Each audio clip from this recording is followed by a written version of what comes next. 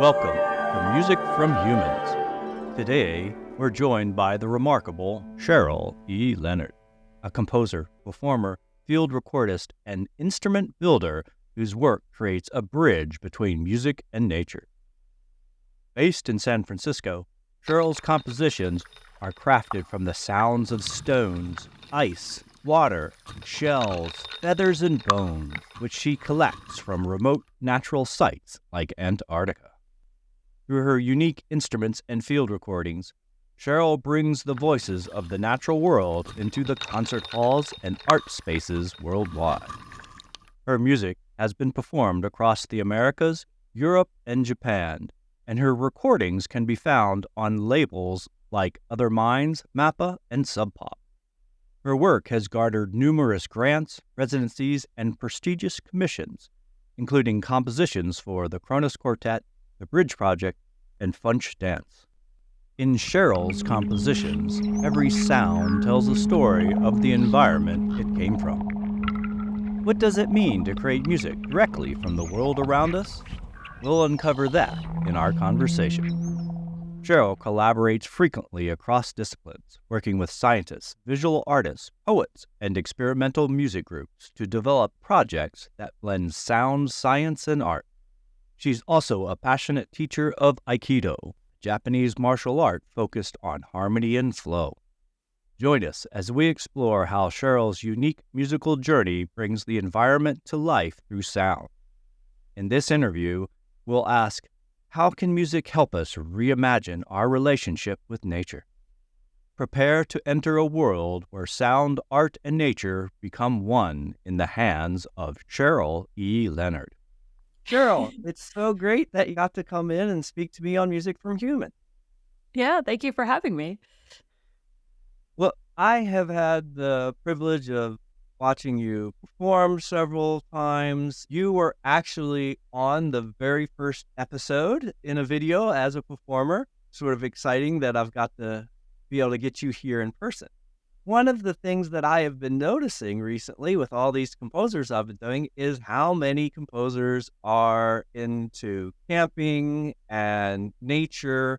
I've had several composers on who've written pieces specifically about nature, two from Alaska, but one of your big projects is from the opposite side of the world and is Antarctica.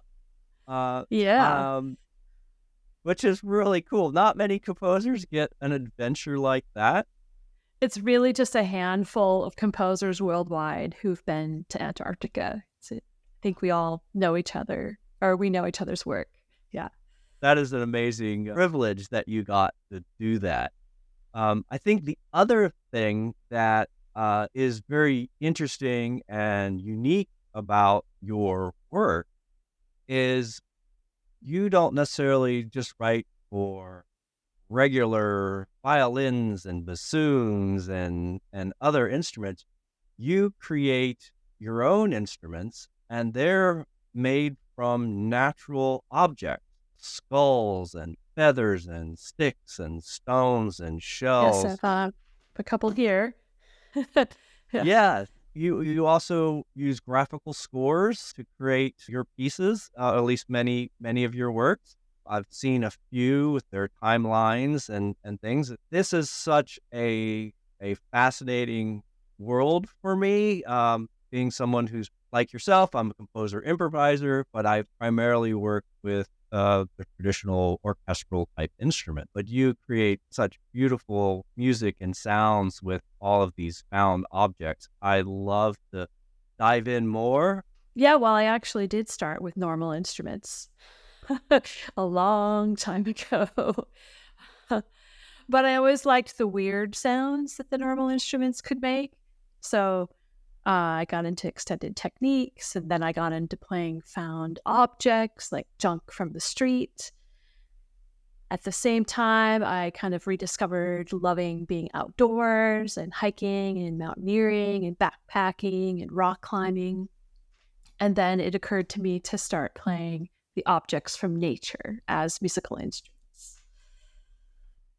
I think people will be interested in hearing about the instruments that you use in these compositions because they're so unique, how you craft them and maybe, the different ways that you use them. Yeah, so I could just, for example, I have this guy here. It's just the limpet shell spine. This is one of my Antarctic instruments. So these are limpet shells from Antarctica, and the rest of it is driftwood from California. Um, the limpet shells, I realize that each one has at least one pitch, sometimes two pitches. When I found them in Antarctica, I was picking them up off the moraine. I was like, oh, a shell. I wonder what it sounds any good. And I'm like dinging them, and I'm like, oh yeah, this is great. I can totally work with this. So I have a collection of these shells, and then I immediately wanted to bow them. So I know I play weird things, but in my mind, I'm still a string player because I used to play the viola. So I want to bow everything. And I was like, okay, I can't wait to get back to the research station where my bow is and try bowing these shells. And you can bow them, and you get this sort of very clear high pitch. But it's a little awkward to like hold a shell in your hand and bow with the other hand. So what I really wanted to do was be able to play the set, which makes kind of a scale, not a normal scale. So I had to find a way to mount the shells to make them easier to play. And then I didn't want it to be ugly. So I came up with this, just pretty cool. And so I play this a lot of different ways. I do bow it with like child-size violin bows, but I also brush it with feathers or pine needles or cap it with different things. Or I have mobiles made of like little shells or penguin vertebrae, and then I'll just kind of jingle those across the top. I've also pulled string, just a piece of cotton string across, kind of bowing, but like a softer, more breathy sound. And then, of course, you could play the wood too. So you can play these wooden arms, like a daxophone or something. So you can bow them, brush them, tap those as well. So it has a lot of different voices. And yeah, it's one of my more elaborate instruments. Cool. And I know some of your instruments have been shown in some exhibits and things like that with your work.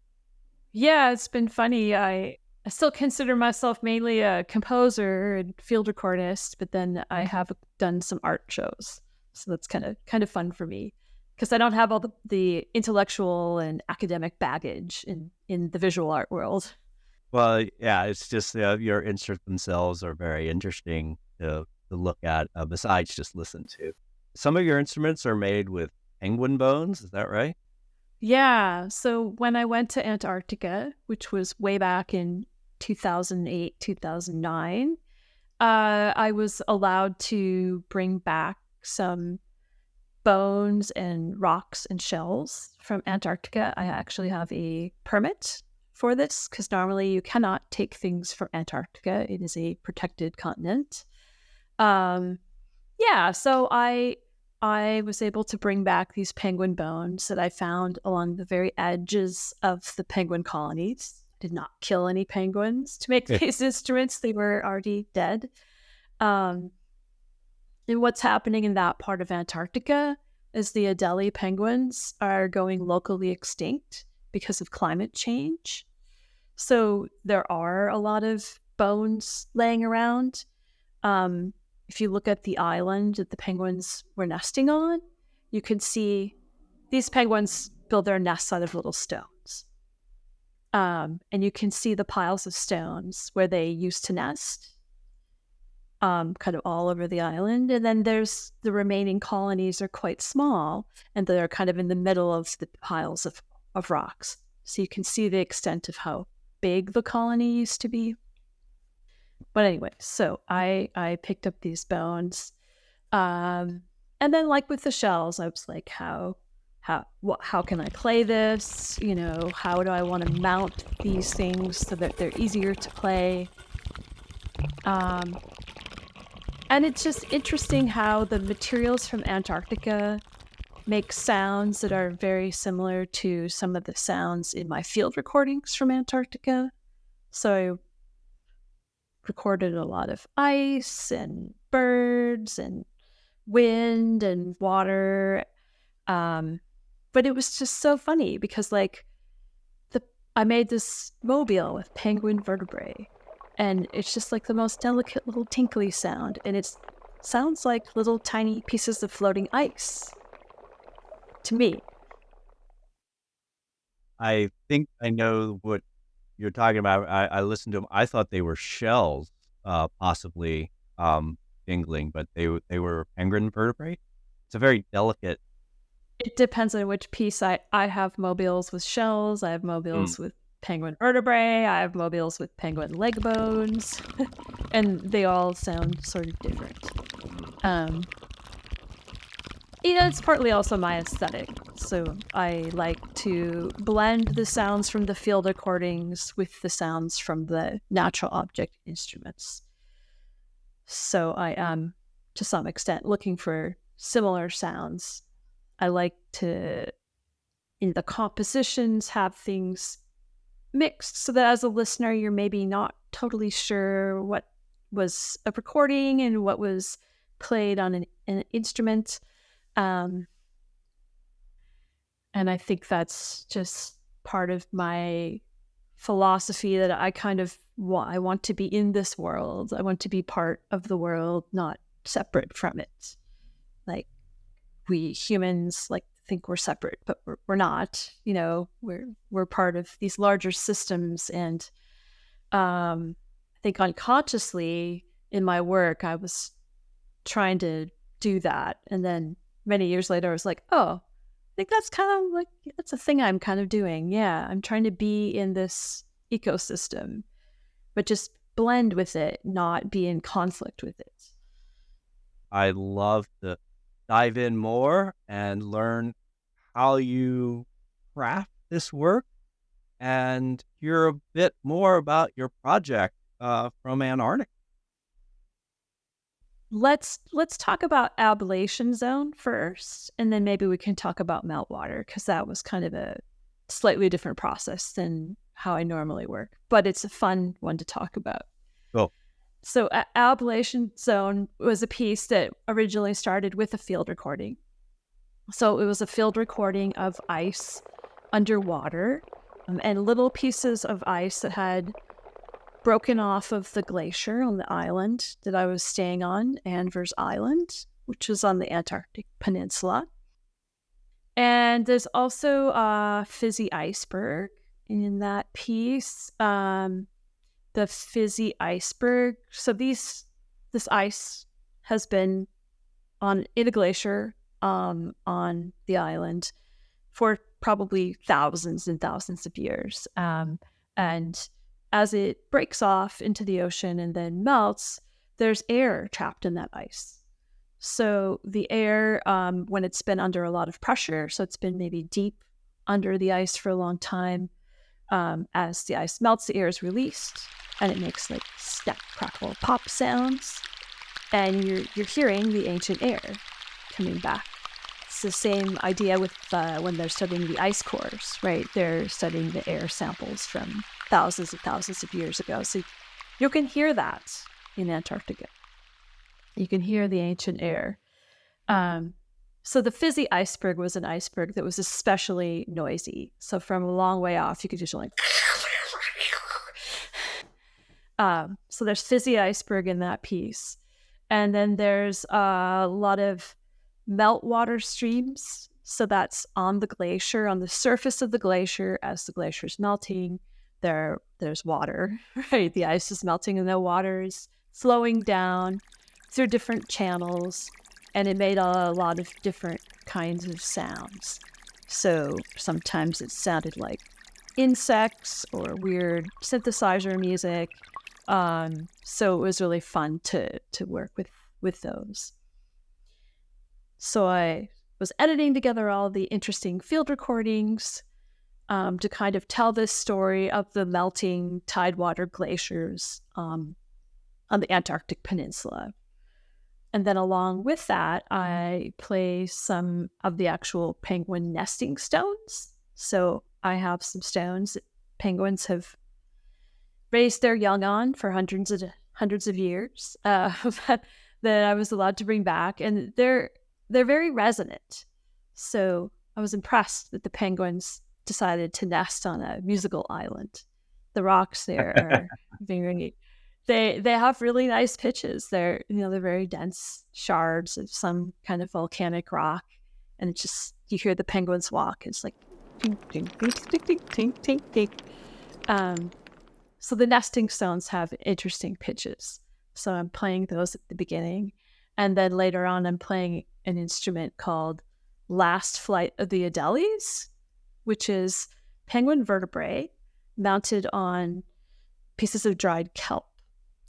And what I liked about the penguin vertebrae is when you look at them at different angles, they look like little birds or little spaceships or things that fly. And of course, penguins don't fly in the air, but they do kind of fly underwater. So I mounted these vertebrae so they look like a little formation of flying birds or, spaceships or fighter planes on these like curly trails of kelp. So it's kind of the last flight of the Adeles because they're going extinct in that part of Antarctica, that kind of penguin. And part of the reason why is, it's climate change, everything is warming, the glacier's melting, there's not enough sea ice in the winter, the circulation patterns in the ocean there are changing. So their favorite food, the krill, is not as abundant as it used to be. And as the weather warms, we're having different storm patterns. So there's more storms when the penguins are trying to raise their young. So warmer air holds more moisture, and that means that it's like actually raining on the penguin nests, or sometimes snowing when normally it wouldn't, and then the chicks and the eggs drown. It's very sad. So there's a lot of things, going on there. So anyway, that was a piece that was kind of trying to tell these two stories of the melting of the tidewater glaciers and the localized extinction of the Adelie penguins. Mm. And that's an example of one where I did some blending of the sounds, the instrument sounds, and the field recordings, but also some contrast. There's this kind of low moaning sounds, and that's me bowing the penguin vertebrae. Oh my. When you created this piece, did you do it with sort of a sense of a form? It sounds like you're more like telling a story with it. I'm curious just how you laid it all out to then put it into your graphic score. Yeah, so that piece was a bit more. It has these underpinning ecological points, but it also has the other thing that I like to do, which is just kind of fall in love with the weird sounds. So that piece, as it developed, I knew I wanted to use these specific sound sources to tell a certain story, but it's largely was about me just loving these weird sounds and the interesting like rhythms and patterns that were already in them. So that was probably the main beginning point for that piece. And then that's a very rhythmic piece, like there's different kinds of rhythms and textures coming in and out. So thinking about what could come next to keep it interesting and keep it feeling like it's propelling forward. And then something like Meltwater, which is like a 20-minute long piece, that I would say, like if you wanted to have an analogy with a slow-mo improv, that one to me felt more like a slow-mo improv. Because I did have a concept of the overall structure of the piece, that it would just start with single drops and end with like total pandemonium, glaciers calving. And that one's a fun one because the starting point for that piece was a field recording I tried to make and was unable to capture properly. Right. So I was on this island, and there was a wall of melting glacial ice, and it had all these pockets in it. And in each pocket, there were like little drips coming down and having their own little pitches. So it sounded to me like this sort of glacier gamelan, but it was so quiet. And then there were other sounds in the environment that there was just no way to make a good field recording of what I experienced. Or maybe I half made it up in my head. You know how these things are. So I had this idea of the glacier gamelan and the wall of dripping ice. But I couldn't capture it. So I was like, I'll just make my own thing that replicates this experience I had or thought I had. So I decided that I would make my own icicles. So I made these molds, and I was fabricating icicles in my freezer.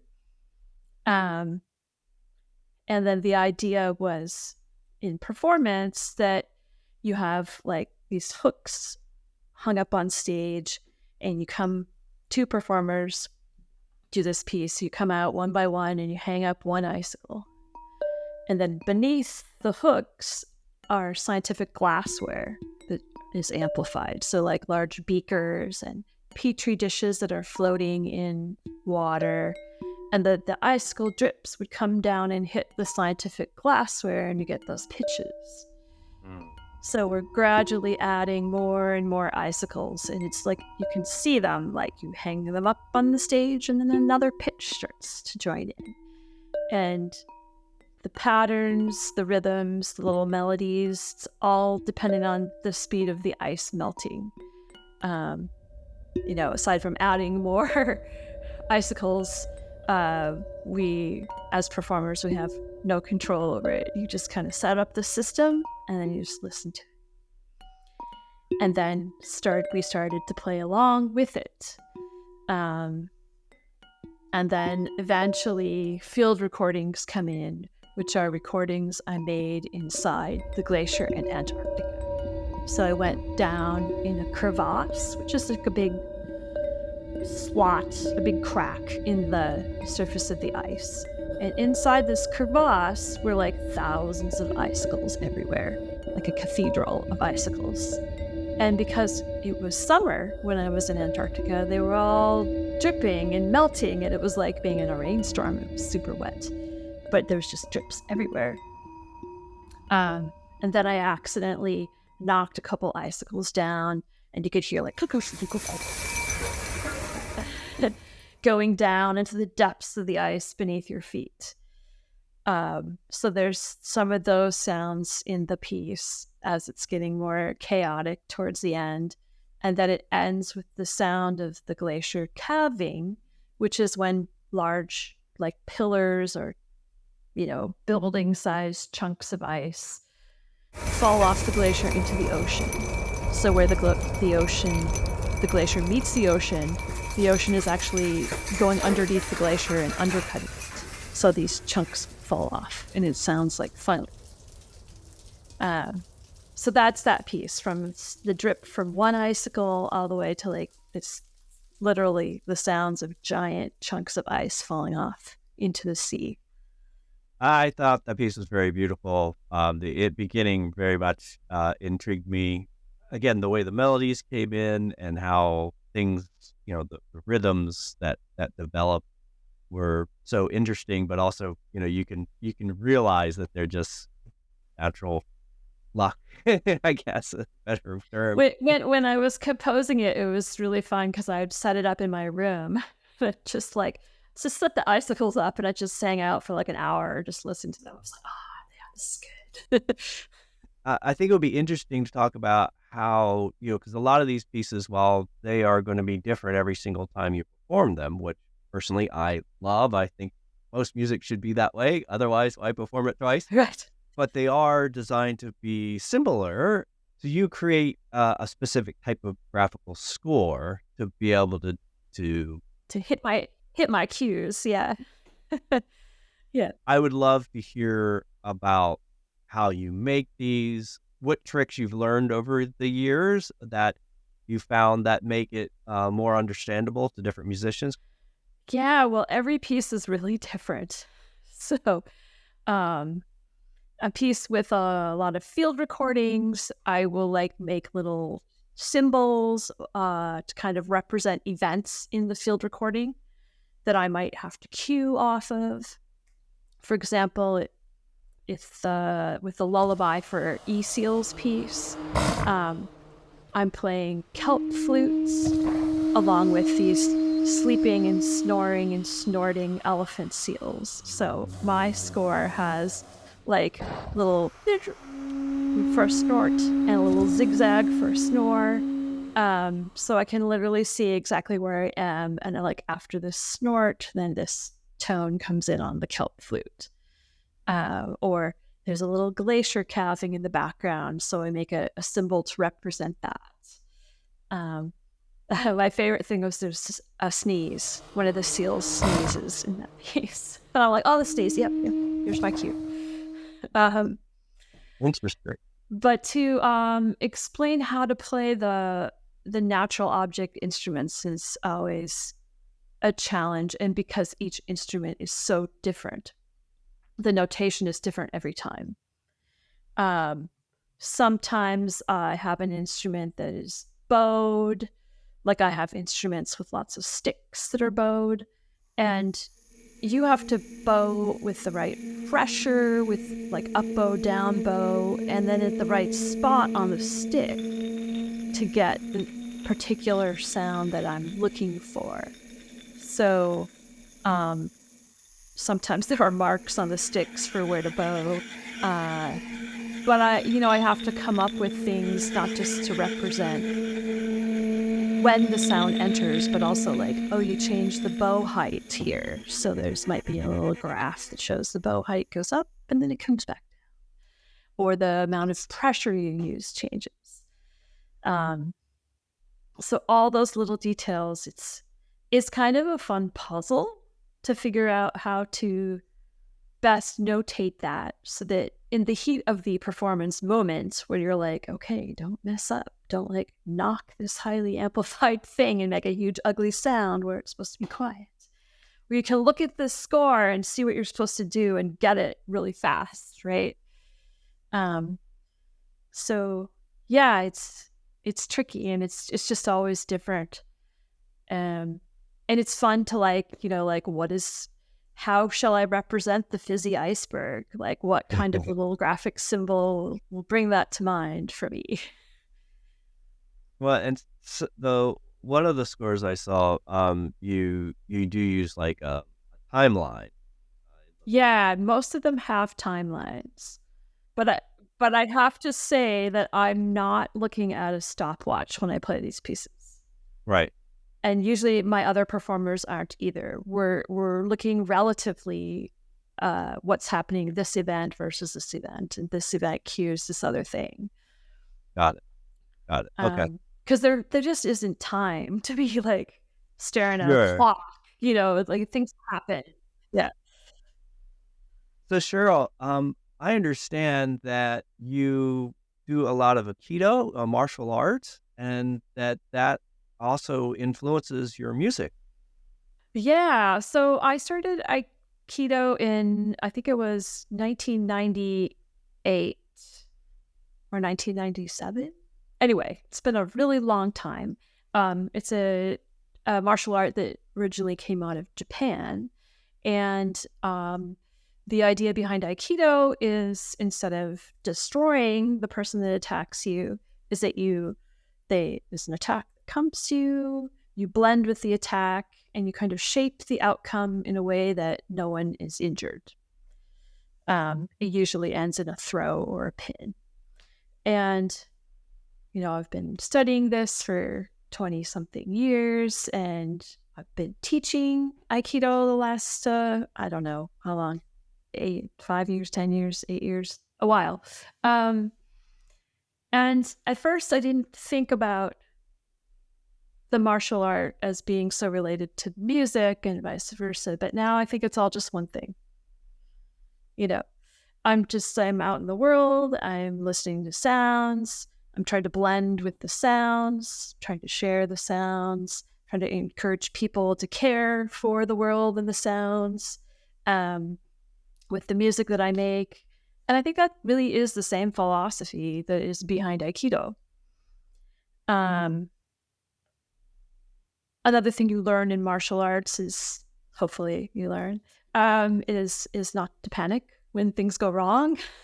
And this is so relevant to life, but it's very relevant to field recording. It's very relevant to performing live on stage, especially if you're improvising. Something happens and you just have to, it happens in the moment. You have to respond in an appropriate way and shape the outcome to something that doesn't suck. And I just feel like more and more it's all the same thing. And then when I'm playing music, there's rhythms and breath and cadences, and it's the same thing in movement. You blend with the movement, you blend your breathing patterns. It's just all the same. It's just one Cool. big thing. And I'm not sure that people talk about that very much. It seems like a good way of explaining how music is for composers. Music isn't just a thing you do over here. It is everything you do. It is all your experiences, all your feelings, all your thoughts, all your everything rolled up, your general life all rolled up and just coming out as music. I think that's true for any art form. Like, True. if you're truly an artist in whatever form you're in, that's it permeates your entire life, Yep. because that's art. Fully agree. Yeah. Very cool. What's coming up? What's the future? What's the On up? future? Yeah. Who knows these days? Just anything could happen. um, for me, so I was in Antarctica and I really made this project. It was very focused on climate change because could not ignore that in Antarctica. And then in 2011, I went to Svalbard in the Arctic. Again, still working on climate change issues. Then I did some pieces, more California, more local based, because I'm in San Francisco, kind of about the extinction crisis. So, more happy topics to be working on. So Schism and Arimazoic. The album is called Schism. So that was really about the extinction crisis.